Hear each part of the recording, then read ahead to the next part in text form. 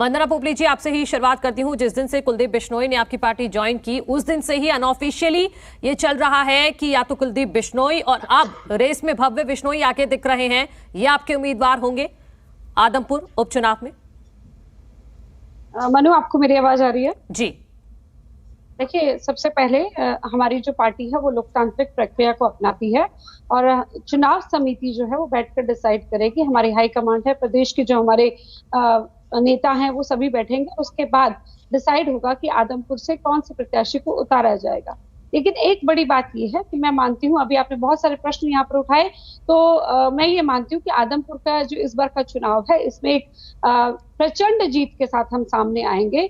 हमारा जो काम है वो बोल रहा है, हमें इसके लिए कोई तैयारी करने की आवश्यकता नहीं है। हम लगातार परफॉर्मेंस दे रहे हैं, हम लगातार काम करके दिखा रहे हैं, तो एक प्रचंड जीत जो है आदमपुर में होगी। और चाहे जितने भी बाकी पार्टी हैं वो कितने भी यहाँ पर दावे कर लें। आज मैं सुन रही थी कांग्रेस के जो प्रदेश अध्यक्ष हैं वो कह रहे थे कि हमारी परंपरागत सीट है, तो परंपरागत सीट में वो कितनी बार उनके दूसरे जो कैंडिडेट हैं कांग्रेस के वो भी लड़े, लेकिन वो हमेशा उन्होंने हार का मुंह देखा है।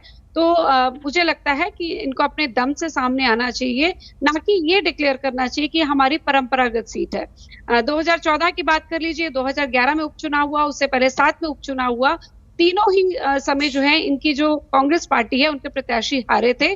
और कभी ये कहते हैं कि हमारी परंपरागत सीट है, कभी कहते हैं हमारा गढ़ है, लेकिन इनके पार्टी में कभी भी जो है एक सीट किसी एक पार्टी की ना होकर व्यक्ति की मानी जाती है। चाहे शैलजा जी अंबाला की बात करती हैं, सिरसा की बात करती हैं, किरण चौधरी भिवानी की बात करती हैं, हुड्डा जी सोनीपत रोहतक की बात करते हैं, लेकिन इनके जितने भी ये गढ़ कहते हैं या परंपरागत सीट कहते हैं, उन पर इनको धूल चटाई गई है। रोहतक सोनीपत में पिता पुत्र को जिस प्रकार से हराया गया, वो दिखाता है कि परफॉर्मेंस देख रही है जनता, जनता ही देख रही है कि किस प्रकार। लेकिन बड़ौदा और इलाहाबाद में नहीं हुआ ना उपचुनाव, आप दोनों ही जगह हार गए, तो इस पर आप जवाब दीजिएगा। लेकिन एक और छोटा सा सवाल, आप भव्य बिश्नोई पर बात नहीं कर रही हैं, उम्मीदवारों पर आप बात नहीं कर रही हैं, क्योंकि ऐसा तो है नहीं कि एकदम से आप चुनेंगे और ऐलान कर देंगे।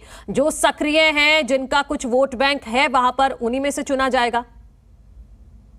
बिल्कुल सही बात है, और जो कार्यकर्ता आदमपुर के हैं उन्हीं में से ही चुना जाएगा।